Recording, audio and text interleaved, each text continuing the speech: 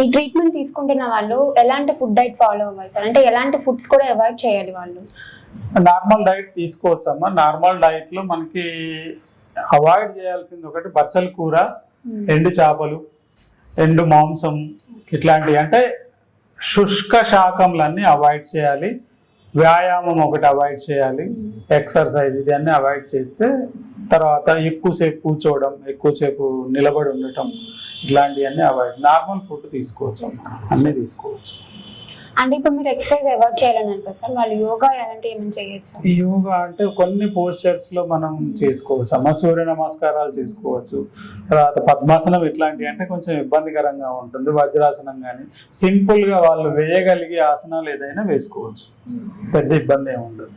ఒకసారి treatment జరిగినాక almost వాళ్ళు ఏది చేయగలిగితే అది చేసుకోవచ్చు, ఏది చేయలేకపోతే దాన్ని అవాయిడ్ చేయడం బెస్ట్. ఇప్పుడు ఈ బ్యాక్ పెయిన్ కి ఆయుర్వేదంలో కషాయాలు ఏమైనా ఉంటాయా సార్?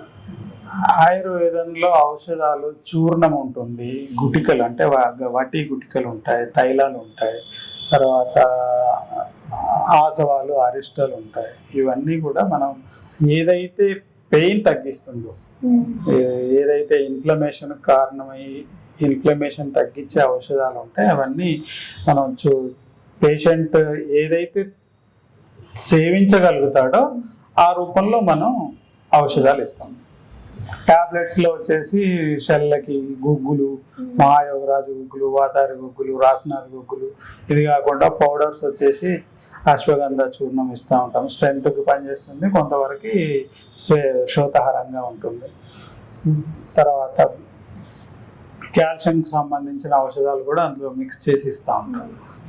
అంటే ట్రీట్మెంట్స్ అయినా కూడా వాళ్ళు ఇంకా యూజ్ చేయాలి సార్ ఫర్దర్గా? అవసరం లేదమ్మా. ఇప్పుడు ఆయుర్వేదంలో మండలం ట్రీట్మెంట్ అని చెప్తాం. మండలం వరకు కూడా అవసరం లేదు. కాల్షియం డెఫిషియన్సీ ఉన్న వాళ్ళకి మాత్రం 1 నెల నుంచి 3 నెలల వరకు కాల్షియం సప్లిమెంట్స్ ఇస్తూ ఉంటాం. అదే నేచురల్ కాల్షియం. ఏదంటే సీషెల్ వాటిలో తయారు చేసి భస్మ రూపకంగా తయారు చేసిన వాటిలో తయారు చేసిన ఔషధాలు ఇస్తాం.